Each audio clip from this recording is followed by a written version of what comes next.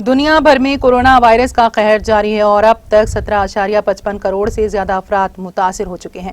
America की John Hopkins university के science and engineering centre CSSC की जानिब से जारी ताज़ा तरीन इदाद-ओ-शुमार के मुताबिक दुनिया के 192 ममालिक और खित्तों में मुतासिर अफराद की तादाद बढ़कर 17,55,76,119 हो गई है, जबकि 37,91,676 अफराद हलाक हो चुके हैं। दुनिया में आलमी ताकत तस्वुर किए जाने वाले अमेरिका में कोरोना वायरस की रफ्तार कुछ धीमी पड़ी है।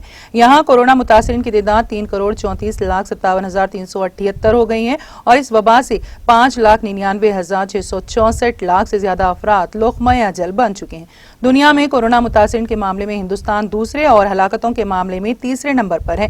गुज़िश्ता 24 घंटों में 80,834 नए केसेस सामने आने के साथ ही मुतासिरा अफराद की तादाद 2,94,39,989 हो गई है। इस दौरान 1,32,062 मरीज सेहतयाब हुए हैं, जिससे अब तक सेहतयाब होने वालों की तादाद 2,80,43,446 हो गई है। एक्टिव केसेस 5,031 से कम होकर अब तक 10,26,159 हो गए हैं। इस दौरान 3,303 मरीजों की हलाकत से मुल्क में इस वबा से हलाक होने वालों की कुल तादाद 3,70,384 हो गई है।